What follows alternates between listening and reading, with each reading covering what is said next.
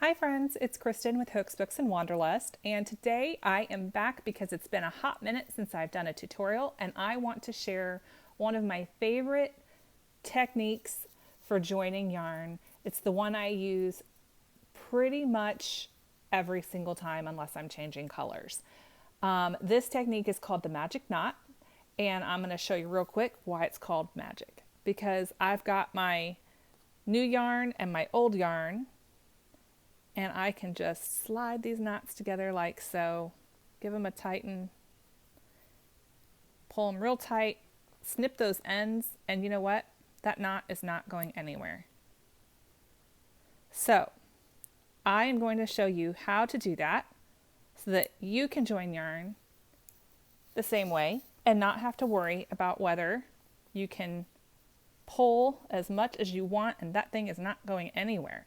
And it's tight enough that it'll work right in with your gauge.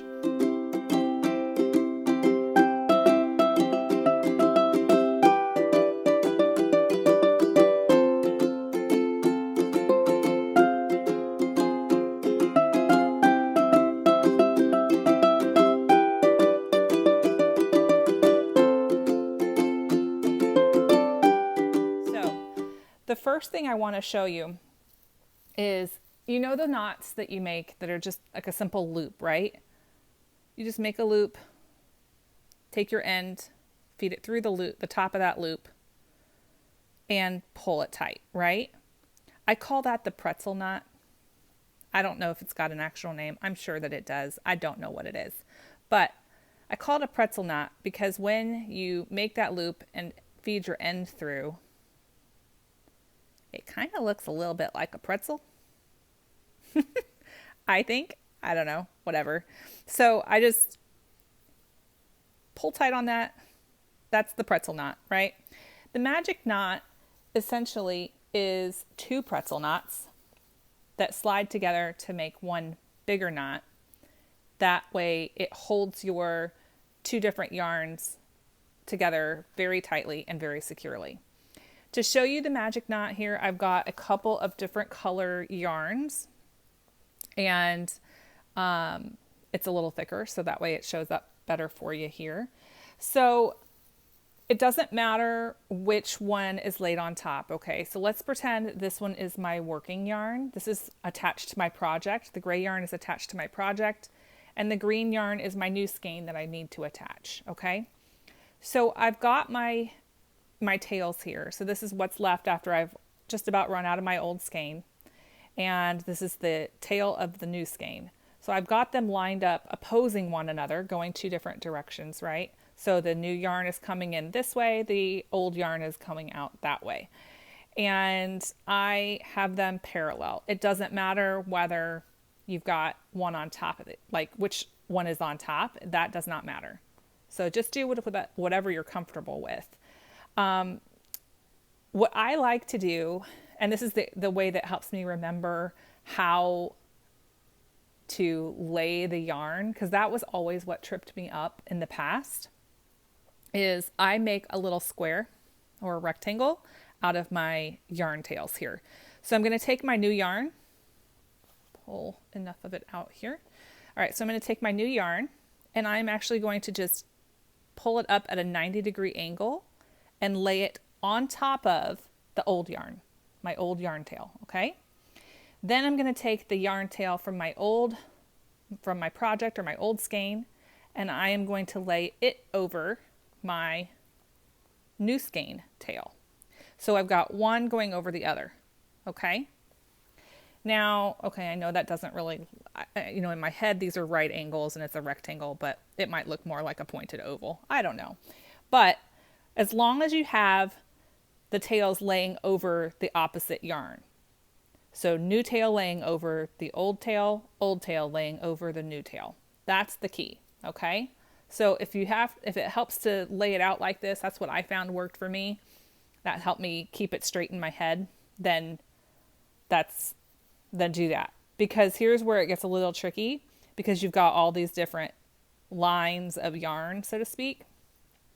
So I'm going to do my right knot here first, okay? So I've got my new yarn that is laying on top of my old yarn. Now I'm going to take that yarn tail and I'm going to have it lay underneath both of these lines here. So it's got to go underneath the new yarn, or the old yarn, and underneath the new yarn. This is making that loop that we make with our pretzel knot, right? So now all you have to do is take that tail and go in the top of your loop. You've got your pretzel, you see it there, and just pull on it. You don't want to pull it crazy tight just yet, just kind of tight-ish, okay? Now we're going to do the exact same thing on the left side here. So I've got my old yarn laying on top of my new yarn, and I'm going to take that tail and I'm going to fold it underneath the new yarn and underneath the old yarn, like so, to make a loop. Then I'm going to shift that yarn there so that I can clear the top here. And I'm going to take this tail and I'm going to feed it through the loop to make my pretzel. So there's my pretzel. And I'm just going to pull it tight-ish. Again, don't pull super tight yet, just tight-ish. You don't want it to go anywhere, but you also need it to go somewhere. So now here's the magic part. You've got these two tails and you've got your working yarns, right? So this working yarn goes to your project. This working yarn goes to your new skein. You're going to pull on those, not the tails, on the working yarns, okay? Pull those and the knots are going to slide together. You see that? Magic. All right, now we're going to tighten it up by pulling on the yarn tail and the working yarn of each respective piece. So I've got my old one there, I've got my new one. I'm pulling them tight as I can.